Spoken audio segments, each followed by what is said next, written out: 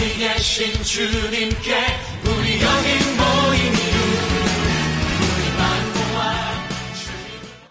할렐루야! 할렐루야! 할렐루야! 할렐루야! 자, 자 옆에 분에게 많이 피곤하시지요? 자, 시작. 천만에요. 시작. 피곤할 턱이 있어요. 시간마다 말씀에 꼴을 먹는데 피곤하면 안 되지. 이 주간이 제일 힘든 주간입니다. 왜냐하면 반환점을 도는 주간이에요. 이 주간이 반환점. 이제 이 주간만 지나면 이제 반환점을 돌아서 이제 반이 넘어가거든요. 그래서 이번 주간이 제일 힘들어요. 제가 40일 송해 인도가면서 제일 힘들 때가 언제냐면 이 주간이에요. 엄청 힘들어요. 왜냐하면 성도들도 피곤하지요, 지치지요. 제일 힘들 주간이에요. 그렇기 때문에 우리 같이 힘내야 돼요. 자, 옆 사람한테 같이 힘냅시다. 시작. 할렐루야. 절대로 중도에 낙오자가 있으면 안 돼. 끝까지 가야 간 거지 가다가 만 것은 간 게 아니요. 그래도 지금 보니까 성적 좋은 편이 이 정도면, 좋은 편이 이 정도 모이면 지금 많이 모이는 거예요. 그러니까 하여튼 일단 끝까지 가야 뭔가 되는 거지 가다가 말면 그게 간 거 아니요. 끝까지 가서 그리고 하나님 앞에 끝까지 드려줘야 응답이 되는 거니까 하여튼 이 자리 길을 쓰고 참석을 하고 그냥 링거를 맞더라도 그냥 링거 꽂고 앉아 있어야 되냐. 아프면 안 되겠지만 그러다 보면 뭔가 돼요. 일단 하나님이 감동하시면 된단 말이에요. 자, 우리 반복적으로 계속 말씀을 이어가면서 여러분들이 또 보시고 또 들으시고 하셔야 이게 이제 마지막 40일째 되는 날까지 이 성경 66권이 쫙 이렇게 깨지게 돼요. 꿰어지게 돼. 그러니까 빠지시면 안 되고 계속 또 여러분들 또 들으시고 또 잊어버리시잖아요. 자, 성경의 66권은 12시대로 나눈다고 그랬어요. 자, 첫째 창조시대 시작. 두 번째는 족장시대. 세 번째는 출애굽시대. 제가 이러고 있다고 안 보이는 줄 아시지요? 목사는 뒤에 눈이 하나 더 있다는 거 아셔야 돼요, 여러분. 자, 광야시대. 그래도 안 따라 사는 분이 있어. 잘 알죠? 다 보여 이렇게. 사사시대. 아니요. 그냥 무조건 따라 사면 어떡해요. 자, 가나안 정복시대. 사사시대. 자, 이제 오늘 여기 옵니다. 이제 사사시대로 이제 오는 거예요. 자, 사사시대. 이 사사시대, 이 사사라고 하는 말이 무슨 말이냐면 다스리다. 시작. 그러니까 다스린다라는 이런 의미예요. 그래서 이 광야 시대에 모세는 광야의 인도자로 통치를 했고, 그리고 여호수아는 가나안 정복 시대의 통치자로 전쟁을 하면서 통치를 해가고, 여호수아가 죽고 난 다음에 통치자가 없었어요. 모세와 여호수아 이후에. 그때 이제 누가 통치를 하게 되느냐면 하나님이 세우셨던 사사들이 통치를 해요. 그래서 이 사사들이 통치했던 325년의 기간 동안을 기록해 놓은 책이 사사기예요. 어떤 분들은 사사시대를 400년으로 보는 사람이 있어요. 근데 400년이 될 수 없는 게 왜냐하면 여러분들에게 쉽게 말씀을 드리면, 자, 1450년에 출애굽이 있었다고 그랬지요. 자, 그리고 광야 시대가 40년이지요.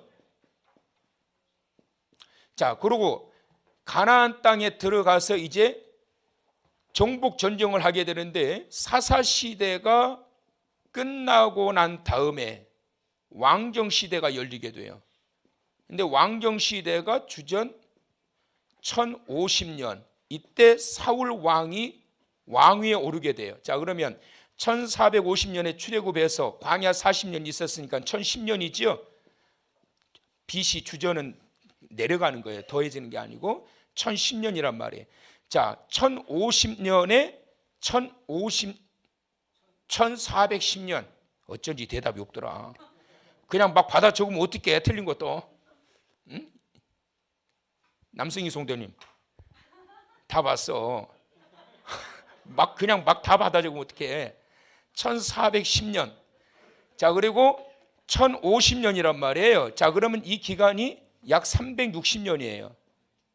공백 기간이 360년인데 삼손이 죽고 난 다음에 바로 왕정 시대가 열린 게 아니고 사무엘이 그 당시에 또한 통치했던 시대. 그래서 어떤 학자들은 사무엘의 두 아들 홈니와 비느하스가 사사로 활동했다라고 그렇게 주장하는, 그래서 사사로 포함시켜야 된다는 주장도 있어요. 그래서 그 두 아들들이 활동했던 시대가 있단 말이에요. 그리고 난 이후에 사무엘이 주전 1050년에 사울을 왕위로 올려요. 그러니까 400년이 될 수가 없어요. 그래서 대략 325년 정도가 사사 시대예요. 자, 그러면 이 사사는 다스리는 사람인데 통치자란 말이에요. 이 말은 통치자. 그래서 이 사사들은 세 가지의 직을 겸했어요. 선지자는 어떤 사람이냐면 하나님의 말씀을 받아서 전하는 자, 하나님의 말씀을 받아서 선포하는 자, 이러한 자를 선지자라고 그러고, 두 번째 제사장은 백성들을 대표해서 하나님께 제사를 집례하는, 지금은 만인 제사장이 되어서 우리가 직접 하나님 앞에 예배할 수 있고, 여러분들도 제사장으로서 하나님 앞에 예배자로 예배를 직접 드리잖아요. 그러니까 그럴 수 있지만 구약시대 때에는 제사장이 백성들을 대신해 가지고 하나님 앞에 이 제사를 올려드렸단 말이에요. 자, 그 다음에 세 번째 왕직. 그 당시에는 왕이 없었기 때문에, 그래서 이 사사가 하나님의 말씀을 받아 선포하는 선지자적 사명도 감당했고, 제사장 직기, 레위 후손들이 있었지만 제사장 직도 감당했고, 왕으로서 통치도 했단 말이에요. 자, 이 사사들이 총 몇 명이 있었느냐면, 자, 따라서 해보실래요? 12지파, 12사도, 12제자. 그래서 이 12라고 하는 것은 하나님께서 이 12에 맞추어 가지고 12지파, 이스라엘이 12지파를 세우시고 12사사를 세우시고 12제자를 세우셨던 것은 뭐냐면 12라고 하는 숫자가 완전수란 말이에요. 완전수. 7이라고 하는 숫자와 12라고 하는 숫자가 완전수예요. 어떻게 해서 완전수가 이루어지느냐 하면 3이라고 하는 하늘의 숫자와, 뭐 몇 번 말씀드렸지만 다 잊어버리셨지 뭐. 3이라고 하는 하늘의 숫자와 4라고 하는 땅의 숫자가 더하여진 7의 숫자가 완전수고, 3이라고 하는 수에다가 땅의 숫자를 곱해도 12가 나오고, 그래서 이걸 완전수라고 그래요. 완전수. 그래서 12지파, 12사도, 12제자를 세우신 거예요. 자, 그래서 이제 이 가나안 정복 시대 모세가 죽고 난 이후에 사사를 세우셨는데, 12사사를 세우시는데, 이 12사사들 가운데에서 대표적인 6명의 사사가 있습니다. 6명의 사사. 그 사사가 바로 갈렙의 조카 온니엘이라고 하는 사사.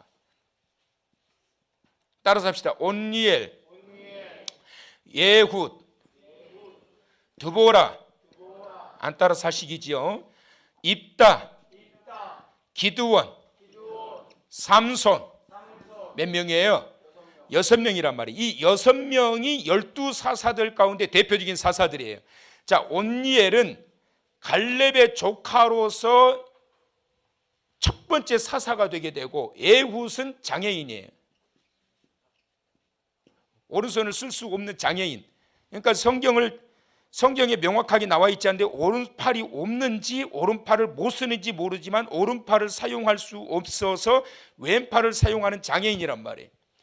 자, 두보라는 유일한 12명의 사사들 가운데 유일한 여사사예요. 자, 입다는 누구냐? 이스라엘의 홍길동이에요. 이스라엘의 홍길동. 기생의 아들이고, 기드원은 그 유명한 300대 12만 5천 명의 미디안 군대를 쳐부셨던 기드원의 300명의 용사, 300명으로 12만 5천 명을 쳐부셨던 그러한 하나님이 쓰셨던 인물. 그리고 왜 손자를 쓰다 말았냐? 삼손의 어머니는 마노아의 아내가 아이를 낳지 못했어요. 태문이 다쳐가지고. 근데 하나님께서 삼손을 들어서 그 나라 백성들을 구원하시기 위해서 일시적으로 아이를 낳을 수 없는, 태문이 완전히 다쳐버렸던 그 태문을 하나님께서 마노아의 아내의 태문을 열어가지고 태어나게 하셨던 나실인으로서의 이 마지막 12사사 중에 마지막 사사 삼손. 이렇게 이제 6명의 사사가 등장이 돼요. 자, 그 다음에 이제 6명의 또 남은 소사사라고 그래요. 삼갈. 소모는 막대기로 600명의 블레셋 군사들을 쳐부시니. 소모는 막대기. 쇠막대기가 아니요, 나무 막대기요. 나무 막대기 이거 가지고 블레셋에 600명의 군사를 갖다 쳐부순 거예요. 그 다음에 돌라, 입산, 따라서 야일, 주무시려고 그러네. 다 삼갈, 돌라, 입산. 뭔 글씨를 이렇게 썼디야. 야일. 그 다음에 잊어버렸다 하다가 삼갈, 돌라, 입산, 야일. 또 누구냐? 따라서 하라고 그러다 잊어버렸네. 아이고, 누구야? 엘론. 자, 따라서 하세요. 엘론, 압돈. 이렇게 이제 6명의 사사들이 있어요. 자, 여기서 이걸 왜 장황하게 설명하느냐면 성경의 줄기를 잡으시라고 이제 설명하는 거예요. 자, 이 12명의 사사들 가운데 가장 오랫동안 이 통치, 사사로서 다스리는 이 통치를 했던 사사가 바로 누구냐면 에훗이 무려 80년을 통치합니다. 그리고 가장 작게 통치했던 자가 누구냐면 입다예요. 입다가 6년을 통치합니다. 자, 그러면 이 사사들이 활동했던 그 당시의 시대적 상황이 어떠냐, 이걸 한번 좀 보도록 합시다. 자, 이제 성경을 봅니다, 여러분. 자, 여호수아서 24장 31절을 보세요.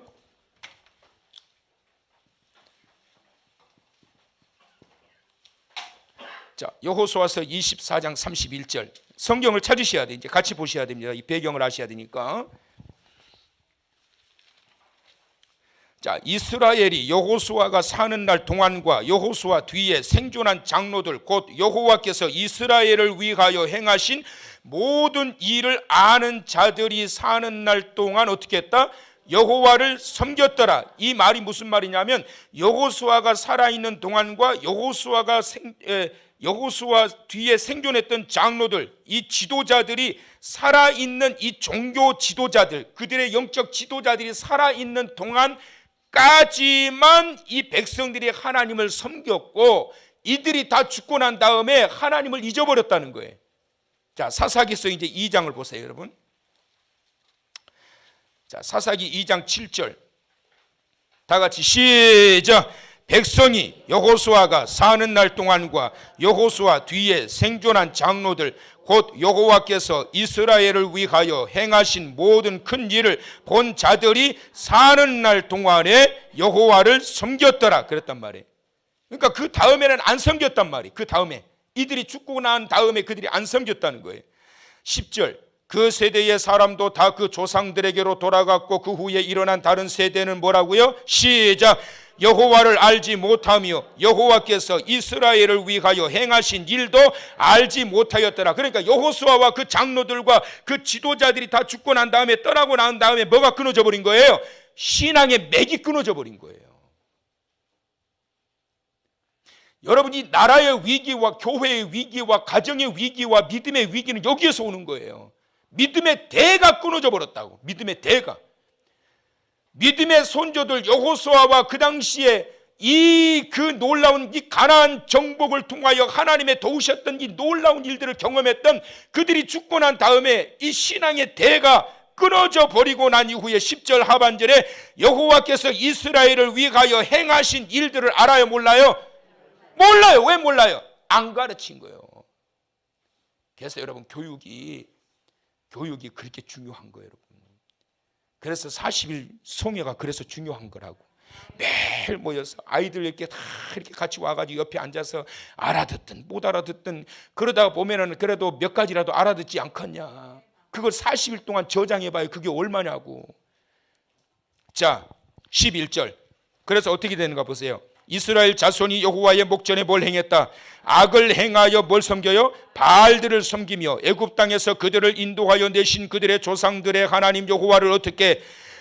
하나님 여호와를 버리고 다른 신들 곧 그들의 주위에 있는 백성의 신들을 따라 그들에게 절하여 여호와를 어떻게? 진노하시게 하였으되 곧 그들이 누구를 버리고? 여호와를 버리고 바알과 아스다롯을 섬겼으므로 여호와께서 이스라엘에게 진노하사 노략하는 자의 손에 넘겨주사 그들이 노략을 당하게 하시며 또 주위에 있는 모든 대적의 손에 팔아 넘기심에 그들이 다시는 대적을 당하지 못하였으며 15절 시작.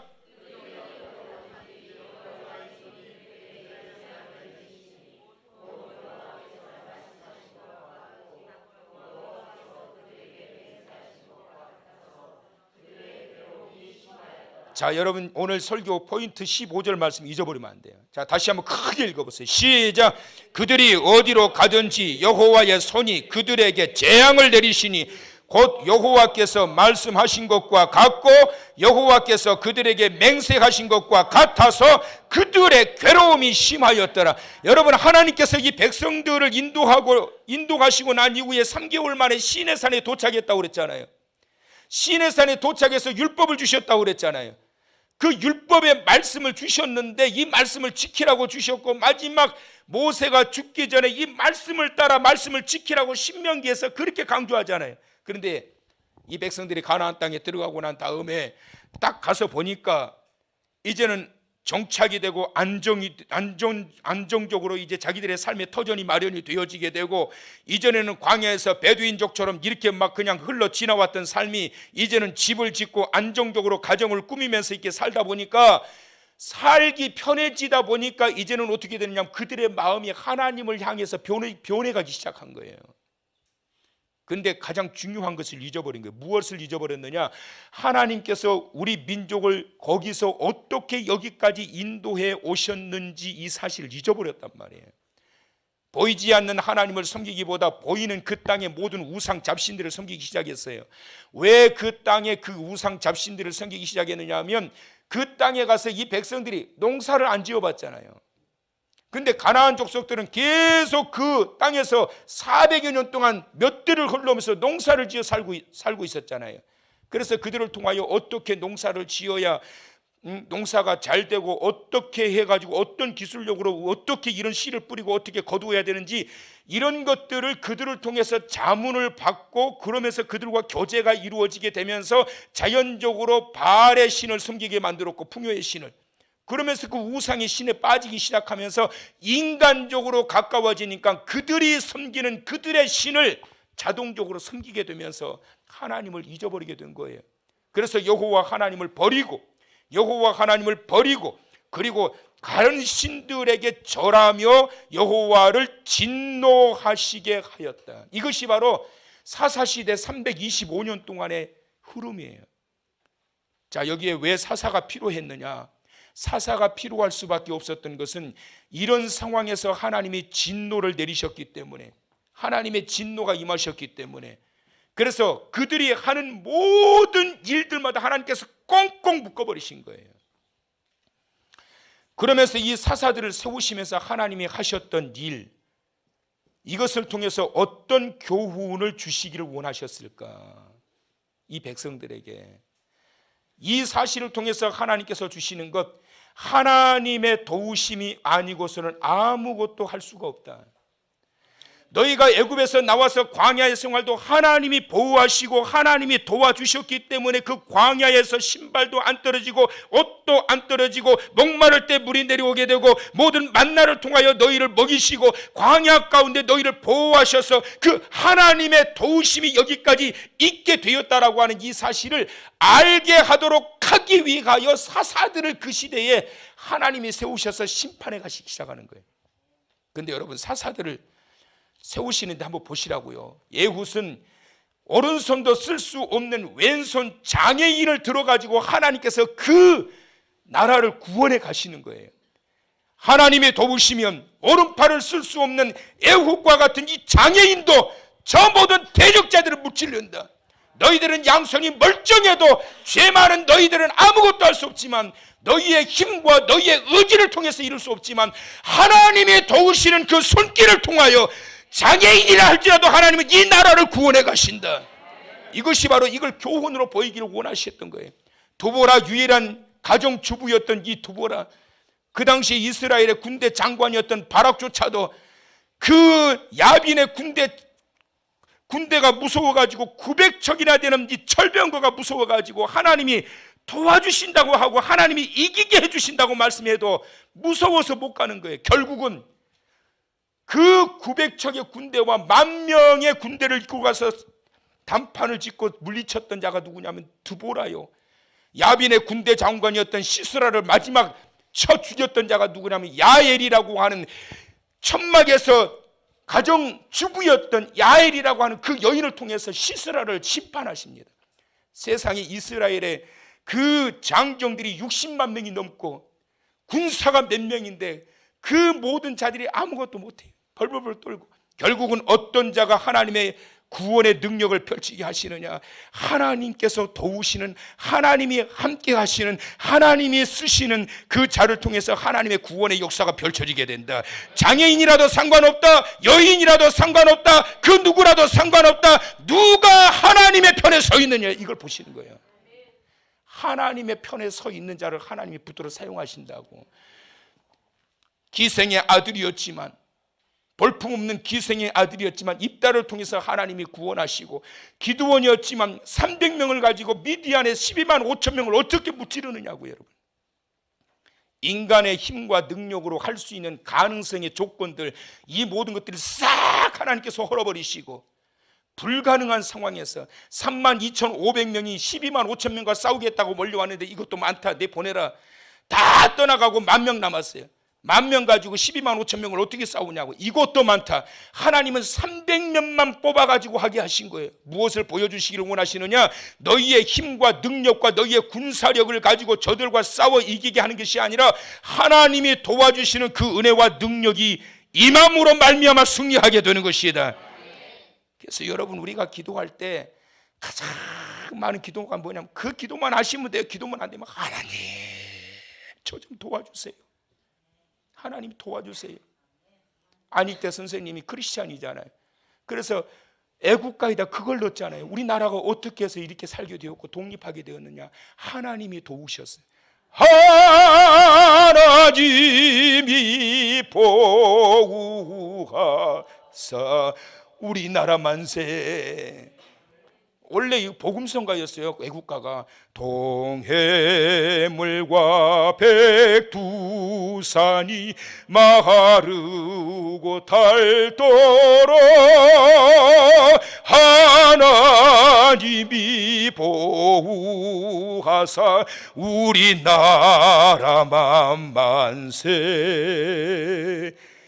이게 훨씬 낫죠. 우리끼리 말이지만 이게 나은 것 같아. 동해물과 이것도 좋은데 결국은 하나님이 보호하셔서 저 일본의 강력한 그 섭정 아래에서 36년 만에 우리나라를 해방시켜 주셨듯이 결국은 하나님의 도우심이 없이는 너희는 아무것도 할 수가 없다. 무슨 바알이 너희를 도와준단 말이냐? 바알이 너희의 농사 짓는 것을 도와준단 말이냐? 씨를 뿌려봐라, 농사를 지어봐라, 땀을 흘려봐라, 새벽부터 저녁까지 일을 해봐라. 소득이 있나? 천만에 될 턱이 없지요. 하나님의 도우심이 임하지 않게 되면 하루 왼종일 여러분 수고하고 씨를 뿌리고 일을 해도 되지 않아요. 안 되는 게 당연한 거예요. 그 되는 것은 축복이 아니야. 하나님이 원하시는 방법대로 하지 않았을 때 거기에서 결실이 나고 열매가 나타난다는 것은 그 비정상적인 게 여러분 안 돼야 정상인 거예요. 하나님의 방법대로 하나님의 원하시는 대로 나아가게 될 때 나에게는 아무런 능력과 힘이 없지만 삼갈은 소문은 막대기 하나 가지고 600명을 쳐부시고 삼손은 나귀 턱뼈 하나 가지고 블레셋 사람들 1,000명을 그게 뭐 어떻게 가능해요? 왜 가능하네요? 하나님이 도우시면 된다니까요. 하나님이 도우시면. 여러분, 하나님의 도우시는 은혜를 통해 가지고 얼마나 많은 사람들의 간증이 많아요, 여러분. 그렇게도 공부도 못했던 자가 어느 날 하나님의 은혜가 임해서 그 도우심으로 지혜가 임하기 시작하는데, 그래가지고 뭐 고등학교 들어가서 그때부터 막 하나님께서 그에게 지혜를 쏟아 부어 주셔가지고 전국에서 1등을 하다 서울대 수석으로 들어갔다. 그 간증을 들으셨잖아요, 여러분. 주님이 도우시면 다 됩니다. 주님이 하시면 다 됩니다. 주님이 도우시면 다 됩니다. 주님이 하시면 다 됩니다. 이 믿음을 이 백성들로 하여금 가지도록 하기 위하여 형편없는 이들을 통해서 하나님께서는 구원의 열매를 맺어가게 하신 거예요, 여러분. 또 하나는 뭐냐? 교훈은 하나님께서 이 자들을 통해서 이스라엘 백성들로 하여금 자극제가 되게 하시기 위해서입니다. 저 여자도 가정주부도 이 나라를 구원하겠다고 여호와 하나님의 믿음을 가지고 나가는데, 저 장애자도 하나님을 향한 믿음 가지고 이 나라를 구원하자고 뛰쳐나가는데 사지가 멀쩡한 우리들이 이러고 있어야 되겠느냐? 여러분, 자극을 받아야 돼요. 저 어린 아이들도 이렇게 하나님이 도와달라고 막 기도하고 부르짖고 이러는데, 몇십 년을 예수 믿었으면 뭔 소용이냐고. 그게 저 어린아이도 은혜 받겠다고 저녁마다 나와서 하나님 앞에 기도하고, 아이고 주여, 우리 애들 기도하는 거 보면 얼마나 귀하고 이쁜지 아주. 그래서 내가 막 저녁에 막 기도해줘요. 얼마나 귀하고 이쁜지. 하나님의 은혜가 임하고 하나님의 사랑하시는 그러한 자들이 하나님께서 도와주시는 그 능력으로 그 모든 일들을 막 돌파해가고 그럴 때, 아, 나 잘하네, 저거. 언제 저런 능력이 있었대요? 야, 저런 면이 있었어? 그러고 멈출 것이 아니라 자극을 받아야 돼. 나는 그동안 뭐 했을까? 나는 그동안 이때까지 뭐 했을까? 나는 뭐 했을까? 이때까지. 언젠가 어떤 목사님이 그러더라고. 제가 신구약 중간사를 제가 강의를 한번 쫙 해줬어요. 그랬더니 어떤 목사님 한 분이 저한테 찾아와가지고 그래요. 목사님 오늘 강의를 들으면서 참 충격을 먹었대요. 나는 저런 것들도 모르고 이때까지 나는 뭐 했나 싶었대. 그 여러분, 이런 자극이 있어야 돼. 지가 알아봐요. 얼마나. 나도 다 알아요. 책이 다 나오는 거예요. 하나님께서는 이 쓰시는 이 사사들을 통해 가지고 이 백성들, 무지몽매한 백성들, 하나님을 버리고 그 땅의 우상들 앞에 엎드려 숭배하는, 말씀도 버려버리고 나아가는 이들을 부끄럽게 하셔서 자극제가 되게 하려고. 자극도 안 받으면 그거 끝난 거예요, 여러분. 사랑하는 성도 여러분, 40일 성례 기간 동안 거룩한 자극이 있기를 축원합니다. 자극이 있게 되면 꿈틀대게 되고, 꿈틀대면서 매달리다 보면 뭐가 되더라도 된다고. 오늘 이 밤 하나님의 도우심이 육체적으로 보고 상황적으로 보고 형편적으로 보면 아무것도 다들 조건과 모든 상황이 가능할 그러한 조건과 상황을 가지고 있지 않은데, 하나님께서는 그러한 자들을 들어서 내가 붙들어 사용하시는 자들, 내가 도와서 이들이 어떤 일을 하는지를 봐라. 본래 막대기 하나 가지고 저 600명 쳐부시는 거 봐라. 그게 가능하냐? 내가 도우면 된다. 물맷돌에서 돌멩이 하나 가지고 너희들 다 벌벌 떨고 있는 이 바보들아, 이 어린 다윗 보면서 자극 좀 받아. 만군의 여호와의 이름으로 내가 너에게 가노라. 자극을 받아야지, 군인들이. 근데 바보 같은 이 사울은 악한 영이 들어가가지고 시기와 질투가 가득해가지고, 그러니까 망하는 거잖아요, 여러분. 거룩한 자극이 우리에게 임하게 되어서, 하나님 나도 그렇게 사용하여 주시옵소서.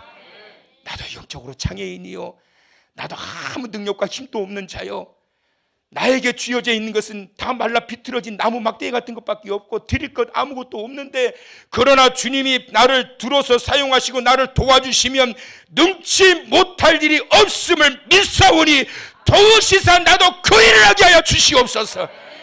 이왕 하려면 여러분 뭔가 좀 해야 될 거 아니요. 이러고 있다 가실 거예요? 나이 상관없어요. 주님이 도우시면 됩니다. 이번 40일 기간 동안 이 믿음을 통해서, 이를 통해서 325년 동안 하나님께서 그때그때마다 이스라엘 택하신 백성들을 구원해 가시는 그러한 자들로 세우셔서 그들을 바라 자극받게 하시고 그 안에서 하나님의 행하시는 일들을 다시 한번 경험하게 하면서 여호와여 그러면서 이 백성들이 하나님 앞에 돌아오게 했던 그러한 것들을 발견하면서 오늘 밤 그 주의 강하신 권세와 능력 안에 그 놀라우신 이 부어주시는 은총과 축복과 능력이 저와 여러분에게 있게 되길 주의 이름으로 축원합니다. 축원합니다. 축원합니다.